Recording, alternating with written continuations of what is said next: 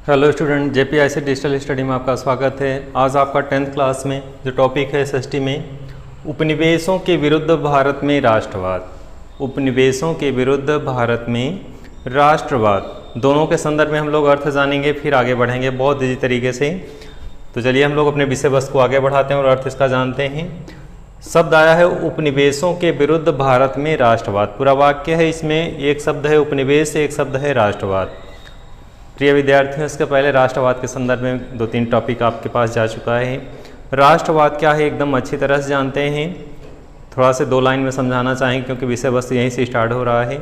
राष्ट्रवाद का मतलब है कि स्वार्थ से ऊपर उठ करके अपने राष्ट्र के लिए प्रेरित होकर के आत्मसम्मान, आत्म बलिदान, देश के लिए कुछ करने के लिए जो ऊर्जा के साथ जो हम कार्य करते हैं वही क्या है, राष्ट्रवादी विचारधारा है। तो राष्ट्रवाद की विचारधारा औपनिवेशिक शासनकाल में बहुत तीव्र गति से प्रस्फुटित हुई। उसका कारण क्या था, यानी राष्ट्रवाद का मतलब है कि हम अपने राष्ट्र के लिए, जैसे भारत में अंग्रेजी शासन था तभी हम लोग जो है चुपचाप तरीके से जी रहे थे, किसी तरीके से उनके खिलाफ आवाज़ नहीं उठा रहे थे। एकदम जैसा अंग्रेजी शासन चाह रहा था, जिस तरीके से शोषण कर रहा था उसका हम विरोध नहीं कर रहे थे। लेकिन स्थितियाँ धीरे धीरे बदलने लगी, परिवर्तन का दौर शुरू हुआ और बहुत सारे कारण थे जिनके कारण लोग राष्ट्रवाद की भावना से प्रेरित हुए। अब राष्ट्रवाद का मतलब कि राष्ट्र के लिए कुछ करना, राष्ट्र के लिए अंग्रेज़ों के खिलाफ लड़ना, राष्ट्र के लिए लोगों को एकजुट करना, राष्ट्र के लिए आंदोलन करना, राष्ट्र के लिए भूखे रह करके, प्यासे रह करके अंग्रेज़ों के खिलाफ संगठन बनाना। बहुत सारे लोगों ने जो है इस राष्ट्रवाद की भावना से प्रेरित होकर बहुत सारे कार्य किए। कुछ लोगों ने लोगों को एकजुट बनाया, संगठन बनाया, सदस्यता अभियान प्रारंभ किया।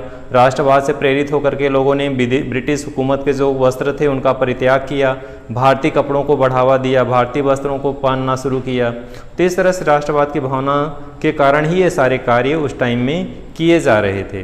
राष्ट्रवाद की भावना ये प्रबल क्यों हुई, क्या क्या कारण थे उसके, तो ये भी बताया जा चुका है कि राष्ट्रवाद के जो है कई कारण थे। जैसे उस टाइम में कुछ लोग, 2 चीज़ें थी। राष्ट्रवाद की भावना जो विकसित हुई या राष्ट्रवाद की भावना जो लोगों के अंदर आई, एक आंतरिक थी और एक बाह्य। 2 चीज़ें हैं। जैसे व्यक्ति के अंदर आंतरिक जो अंदर से प्रेरित करे और जो बाहर से प्रेरित करे, तो दोनों प्रकार से प्रेरणा के स्रोत थे आदमी, मतलब जो उस टाइम के लोग थे। अंदर से प्रेरित कैसे हुए लोग, जैसे बहुत दिनों तक लोग शोषित हो रहे थे, उनकी आर्थिक स्थिति दयनीय हो गई थी, किसानों की कृषि फसलें नष्ट हो जा रही थी, उनके ऊपर कर बहुत ज़्यादा लगा दिए गए थे, मजदूरों वर्ग का शोषण हो रहा था, आम नागरिक परेशान थे, महंगाई बढ़ गई थी, गरीबी निर्धनता बहुत ज़्यादा थी। और ऐसी स्थिति में अंग्रेज़ों का अत्याचार दिन पर दिन बढ़ता जा रहा था। तो जो स्वयं को जब व्यक्ति परेशान होता है, प्रताड़ित होता है, तो एक तो अंदर से प्रेरित होता है कि बहुत दिन से हमें ये परेशान कर रहा है, इसके खिलाफ अब आवाज़ उठाएंगे। एक तो आंतरिक प्रेरणा है और एक बाह्य प्रेरणा, जैसे कवियों के माध्यम से, लेखकों के माध्यम से, साहित्यकारों के माध्यम से, संगीतकारों के माध्यम से। भारतीय बौद्ध विद्वान, मतलब जो भारत के जो महान प्रेरक थे, महान नेता थे, जो महान राष्ट्रवादी विचारक थे, उन्होंने जो है घोषणा की लोगों को कि आप देश के लिए आइए, देश को बचाने के लिए अंग्रेज़ों के खिलाफ एकजुट होइए। तो आंतरिक स्वप्रेरित भी हुए और बाह्य लोगों के कारण भी लोग प्रेरित हुए, और दोनों की प्रेरणा जब इकट्ठा हो गई तो ऐसे स्थिति में व्यक्ति की मनस्थिति कैसी बनी, राष्ट्र के प्रति बनी। अभी तक स्वयं के लिए लोग सोचते थे, स्वयं के लिए कार्य करते थे, लेकिन अब राष्ट्र के लिए लोग समर्पित हो गए। तो ये जो भावना दोनों कारणों से जो लोगों के अंदर प्रस्फुटित हुई, इस तरह की विचारधारा, इसी को नाम दिया गया राष्ट्रवाद। तो राष्ट्रवाद एकदम क्लियर हो गया कि राष्ट्रवाद की भावना क्या थी, देशभक्ति की भावना थी, देश प्रेम की भावना थी, राष्ट्र के लिए समर्पण की भावना थी, राष्ट्र के लिए बलिदान होने की भावना थी, राष्ट्र के प्रति कर्तव्य की भावना थी। तो इस तरह से राष्ट्र के प्रति जितने भी सारी चीज़ें निकल करके भावनाएं एक मतलब मस्तिष्क में बनी, विचारों में बनी, वे भावनाएं जो है व्यक्ति के वो जो है आंदोलित की कि राष्ट्र के लिए अब कुछ न कुछ करना है। अब ये भावना जो प्रस्फुटित हुई, व्यक्ति बहुत ज़्यादा आंदोलित हो गया, कब राष्ट्र के लिए हमें बचाना है, राष्ट्र के लिए कुछ कर गुजरना है। तो ऐसे स्थिति में एक तो क्लियर हो गया कि राष्ट्रवाद आंतरिक और बाह्य दोनों प्रेरणाओं का परिणाम था। अगले स्टेप में चलते हैं हम लोग, उपनिवेशवाद।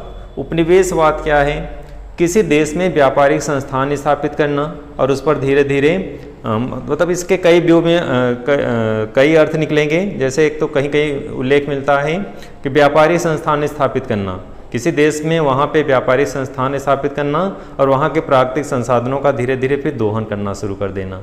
तो वहाँ पे कॉलोनी बस गई। अंग्रेज़ जो है भारत में क्या करने लगे, भारत में ही नहीं एशिया के अन्य देशों में, यूरोप के अन्य क्षेत्रों में जहाँ जहाँ पर उन्होंने अपना व्यापार स्थापित किया वहाँ पे व्यापारिक फैक्ट्रियाँ स्थापित की, कॉलोनियाँ बसाना शुरू की। धीरे धीरे पूरी आर्थिक स्थिति को, वहाँ के वैभव की, वहाँ की संपदा को अपने नियंत्रण में ले लिया और उसका दोहन करना शुरू किया। जो प्राकृतिक संपदा थी, जो कृषि फसलें थी, उनको जो है प्राप्त करते थे। बहुत सारी व्यापारिक फसलें थी, उनको जैसे चाय है, नील है, बहुत सारी चीज़ें हैं, वो अपने देश ले जाकर के महंगे दामों में बेचते थे। यहाँ से कच्चा माल भी ले जाते थे, जैसे रुई कपास है, इसको भी ले जा कर के वहाँ फैक्ट्रियों में कपड़ा बनता था और वहाँ कपड़ा बन के फिर से भारत में आके महंगे दामों में बेचा जाता था। तो इस तरह से दूसरे देशों में व्यापारिक संस्थान स्थापित करते थे जिससे वहाँ के प्राकृतिक संपदा का दोहन कर सकें, अपना आर्थिक लाभ प्राप्त कर सकें। इस उद्देश्य से क्या स्थापित किए जाते थे, उपनिवेश स्थापित किए जाते थे। अब दोनों की चीज़ों को समझेंगे। एक तो किसी देश में उपनिवेश स्थापित किया गया यानी व्यापारिक संस्थान,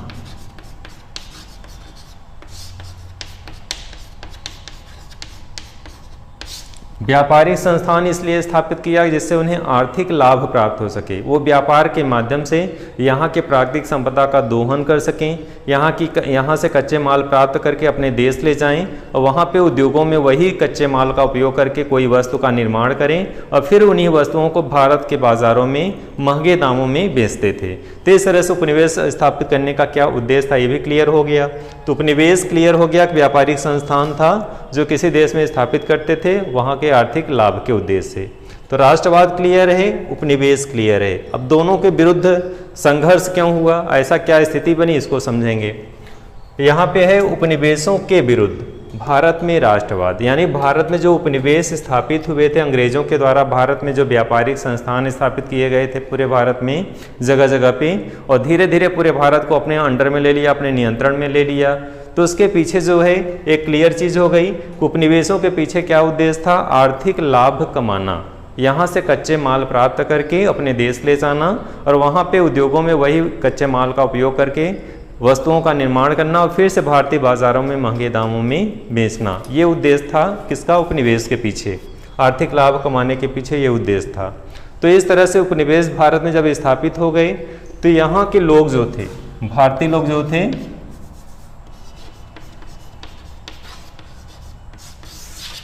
ये काफ़ी दिनों तक क्या हो रहे थे, शोषित हो रहे थे। जब व्यापारी संस्थान स्थापित कराया गया तो यहाँ को किसानों को बहुत ज़्यादा तक शोषण किया जाता था। कभी कभी कृषि कार्य नहीं करने दिया जाता था। उनको बोला जाता था आप कृषि फसलों को उगाने के बजाय व्यापारिक फसलें उगाएं जिससे उनको अंग्रेज़ों को लाभ हो सके। तो ऐसी स्थिति में किसानों का दिन प्रतिदिन स्थिति दयनीय होती गई, आर्थिक शोषण हो रहा था। यहाँ के लोगों के ऊपर टैक्स बढ़ा दिए गए थे, कर के बोझ से लोग दबे जा रहे थे।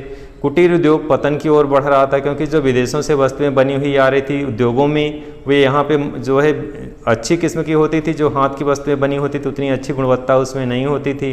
तो इस तरह से धीरे धीरे जो है उनका मूल्य भी निर्धारित कर दिया गया, किससे अधिक मूल्य पे आप बेच नहीं सकते।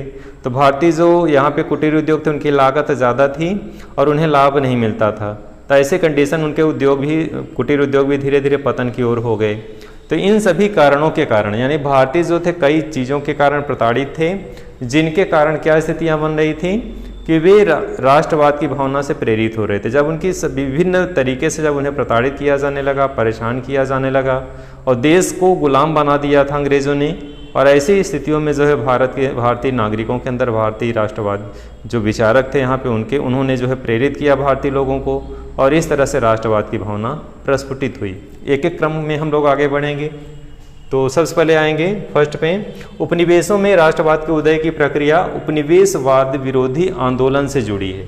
डियर स्टूडेंट, उपनिवेशों में राष्ट्रवाद यानी जहाँ जहाँ पे उपनिवेश स्थापित थे उनके विरुद्ध, यानी राष्ट्रवाद के उदय की जो प्रक्रिया थी उपनिवेशवाद विरोधी आंदोलन। अब देखें उपनिवेशवाद विरोधी आंदोलन क्यों चलाया गया, क्योंकि उपनिवेशवाद विरोधी आंदोलन चलाने के पीछे एक ही उद्देश्य था कि इन उपनिवेशों से भारतीय प्राकृतिक संपदा का दोहन हो रहा था, भारतीयों का शोषण हो रहा था। इनके खिलाफ एक आंदोलन चलाया गया। किसके खिलाफ, उपनिवेशों के खिलाफ, उपनिवेशिक शासकों के खिलाफ एक आंदोलन चलाया गया और इस आंदोलन के माध्यम से जो है उनका विरोध किया गया। तो यहाँ पे क्या निकल के आया, उपनिवेशवाद में जो राष्ट्रवाद की उदय की प्रक्रिया थी एक तो इसके विरोध में आंदोलन भी चल रहा था और उसी के रूप में क्या पनप रहा था, राष्ट्रवाद की भावना भी पनप रही थी। एक तो केवल उस जो आंदोलन होता है वो किसी टाइम के लिए होता है, लेकिन उस आंदोलन के कारण लोगों के अंदर राष्ट्रवाद की भावना भी पनपने लगी कि अब हम जो है एकजुट होंगे, इकट्ठा होंगे और अंग्रेज़ों के खिलाफ अपने देश को बचाने के लिए तत्पर होंगे। तो इस विचारधारा का जो संबंध है वो किससे है, उपनिवेश विरोधी जो आंदोलन था उसने जो है, तो उपनिवेश विरोधी आंदोलन और राष्ट्रवाद दोनों एक दूसरे से संबंधित हो गए, यानी इस आंदोलन के कारण ही लोगों के अंदर राष्ट्रवाद की भावना पनपने लगी। आगे बढ़ते हैं। 1765 में बंगाल, बिहार, उड़ीसा, ये प्लेस हैं, बंगाल, बिहार और उड़ीसा पर कंपनी का अधिकार हो गया। तो कंपनी के अधिकार हो जाने से इनके जो क्षेत्र थे, उपनिवेशिक क्षेत्र थे, वो धीरे धीरे विस्तृत होने लगे और लास्ट में अंत तक मतलब पूरे भारत में इन्होंने जो है अपना उपनिवेश स्थापित किया, पूरा क्षेत्र इन्होंने अपने नियंत्रण में कर लिया और आर्थिक दोहन करना शुरू किया और भारत से कच्चा माल इंग्लैंड ले जाना प्रारंभ किया। तो इस तरह से इनका जो उपनिवेश का जो क्षेत्र था वो धीरे धीरे विस्तृत ही होता गया, विस्तार ही हो गया और लास्ट में जो है भारत की स्थिति दयनीय होती चली गई। अगला है 1857 तक, 1857 और 58 में राष्ट्रवादी शक्तियों ने अंग्रेजों का विरोध किया किंतु प्रयास विफल रहा। डियर स्टूडेंट, 1857-58 के बीच, जैसे 57 में है तो 1857 में जो है भारत में बहुत ज़्यादा विद्रोह हुआ, क्रांतियों का दौर चला। बहुत सारे यहाँ पे भारतीय जो ऐसे लोग थे, युवा वर्ग थे, इसमें एक ऐसे राष्ट्रवादी प्रेरक लोग थे जिन्होंने भारतीयों को आह्वान किया कि अब देश को बचाने का समय आ गया है, क्योंकि अंग्रेज़ों का शोषण बहुत ज़्यादा बढ़ गया था और ऐसी स्थिति में लोग जो है बहुत सारे समस्याएं उत्पन्न हो गई थी, जिसके कारण उन्होंने क्या किया, विद्रोह किया। इसमें किसान वर्ग थे, यहाँ तक कि शासकों ने भी विद्रोह किया जिनको उनके पद से वंचित कर दिया गया, उनका राज सत्ता छीन लिया गया। तो इस तरह से बहुत सारी समस्याएं उत्पन्न हो गई। इसी में जैसे झांसी की रानी थी, लक्ष्मीबाई थी, बहादुर शाह थे, मुगल शासक थे, इस तरह से भारत में नाना साहब थे। बहुत ऐसी कंडीशन उत्पन्न हुई जिनको उनके सत्ता से, उनको पद से हटा दिया गया था। किसी की पेंशन बंद कर दी गई तो किसी को सत्ता से हटा दिया गया, किसानों का शोषण हो रहा था, मजदूर और अन्य लोग बेकार हो गए थे, शिल्प कुटीर उद्योग पतन की ओर चल रहे थे। तो ऐसे में बहुत सारे कारण थे जिनके कारण क्या हुआ, अंग्रेज़ों के खिलाफ जो लोग एकजुट होना शुरू हो गए, यानी राष्ट्रवादी विचारधारा के पीछे ये सारे फैक्टर थे, लोग एकजुटता के पीछे ये सारे फैक्टर थे। आंतरिक भी ये कारण बने और बाह्य कारण तो बन ही रहे थे, जिसमें कवि, लेखक, राष्ट्रवादी नेता, ये सारे लोग तो बाहर से प्रेरक के रूप में कार्य कर ही रहे थे, लोगों को राष्ट्रवादी भावना को जगा ही रहे थे, लेकिन अंदर से भी लोग स्वप्रेरित थे और दोनों चीज़ें जब मिल गई एक साथ तो लोगों के अंदर राष्ट्रवादी भावनाएँ तीव्र हो गई। आगे बढ़ेंगे। भारतीय लोगों ने उपनिवेशिक शासकों के विरुद्ध संघर्ष के दौर अपनी एकता और शक्तियों को पहचाना। इसी एकता के परिणाम स्वरूप भारतीयों ने अंग्रेजों के अपने देश से बाहर निकाल सके। तो कहने का तात्पर्य यहाँ पे भारतीय लोगों ने औपनिवेशिक शासकों के विरुद्ध संघर्ष के दौरान जैसे कहते हैं ना कि एक लकड़ी को आप आराम से तोड़ सकते हैं, लेकिन उसी लकड़ी को अगर एक साथ बांध दिया जाए तो तोड़ने में दिक्कत होती है। तो अभी तक लोग जो छोटे छोटे ग्रुप में लड़ रहे थे, छोटे छोटे समूहों में अंग्रेज़ों के खिलाफ आंदोलन कर रहे थे, अंग्रेज उन्हें आसानी से कुचल देते थे उनके आंदोलन को। लेकिन जब एकजुट होने लगे, जैसे महात्मा गांधी ने लोगों को एक मंच प्रदान किया राष्ट्रीय लेवल पे, अभी तक लोग जैसे किसान थे, मजदूर थे, शासक वर्ग, मतलब विविध वर्गों के लोग थे, सब अलग अलग तरीके से आंदोलन कर रहे थे, लेकिन गांधी जी ने क्या किया, सबको एक साथ लाया कि अब हम देश को बचाने के लिए एक साथ आंदोलन करें। तो क्षेत्रीय लेवल पे जो लोग लड़ रहे थे उन सभी को राष्ट्रीय लेवल पे लेकर आया, सबको एकजुट किया और एक आंदोलन प्रदान किया उन्हें कि हम इस तरह से आंदोलन करेंगे कि सब लोग जो है एक ही मंच तले आंदोलन करेंगे। तो ऐसी स्थिति में क्या हुआ, क्या निकल करके आया कि जब लोग एकजुट होकर के आंदोलन करने लगे तो उनकी शक्ति में वृद्धि हुई, और जब शक्ति में वृद्धि हुई तो ऐसी स्थितियों में क्या परिवर्तन आया, जो पहले से लोग कमज़ोर थे, उनका ग्रुप कमज़ोर था, उनका समूह कमज़ोर था, लेकिन जब लोग ग्रुप में हो गए, समूह में हो गए, एक उनका स्ट्रक्चर ढांचा तैयार हो गया, कब हम लोग समूह में लड़ेंगे, ये सब हमारे कार्य प्रणाली होगी, ये हमारे जो है व्यवस्थाएं होंगी, इसके तहत ही हम लोग अब आंदोलन करेंगे। तो ऐसी स्थिति में उन्होंने अपने शक्ति को पहचाना कि हमारी शक्ति अब बहुत ज़्यादा सुदृढ़ है, हमारे पास ऊर्जा पर्याप्त मात्रा में, लोगों का समर्थन मिल रहा है, विविध वर्गों का समर्थन मिल रहा है, विविध संस्कृति और क्षेत्रों से लोगों का समर्थन मिल रहा है। तो ऐसी स्थिति में यह आंदोलन और ज़्यादा क्या हो गया, तीव्र हो गया तो भारतीयों को भी लगने लगा कि अब एकजुट होने से हमें फ़ायदा है, अलग अलग जो आंदोलन कर रहे थे उससे हम कमज़ोर थे। तो ऐसी स्थिति में क्या निकल करके आया कि एकजुटता के कारण ही लोगों को लगा कि हमारी शक्ति एकजुटता में है, अलग अलग रह करके आंदोलन करने में नहीं है। तो इस तरह से लोग जो है इससे भी आंदोलित होकर के क्या किए, औपनिवेशिक शासक के खिलाफ आवाज़ उठाए। अगला है औपनिवेशिक शासन के अंतर्गत उत्पीड़न और दमन के कारण विभिन्न समूह क्या हो गए, संगठित हो गए और उपनिवेश विरोधी आंदोलन चलाया।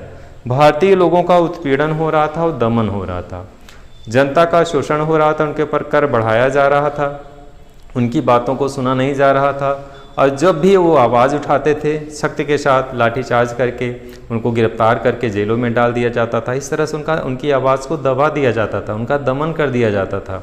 तो इन सब चीज़ों के खिलाफ लोग एकजुट होने लगे और जब ये दमन के खिलाफ आवाज़ उठाए, विभिन्न समूहों को एक साथ एक मंच पे लाया गया, संगठित लोग हो गए।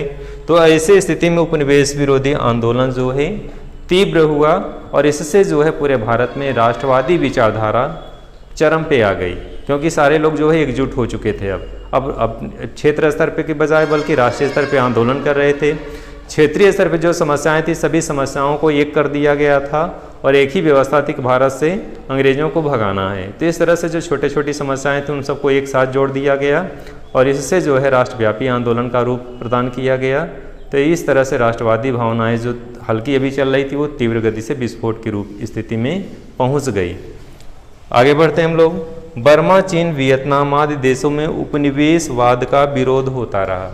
उपनिवेशवाद का विरोध केवल भारत में नहीं हुआ, संपूर्ण एशिया के ऐसे देशों में जहाँ जहाँ पे अंग्रेजों का, ब्रिटिश हुकूमत का या फिर कह सकते हैं यूरोपीय शक्तियों का शासन था, औपनिवेशिक शासकों का शासन था, तो वहाँ पे विरोध होना शुरू हुआ और ऐसी स्थिति में उन लोगों को वहाँ से उस क्षेत्र को छोड़ना पड़ा।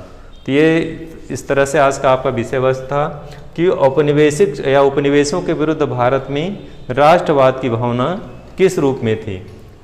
इसके संदर्भ में आपने इस वीडियो में आज अध्ययन किया। फिर से अगले वीडियो में मिलते हैं। धन्यवाद।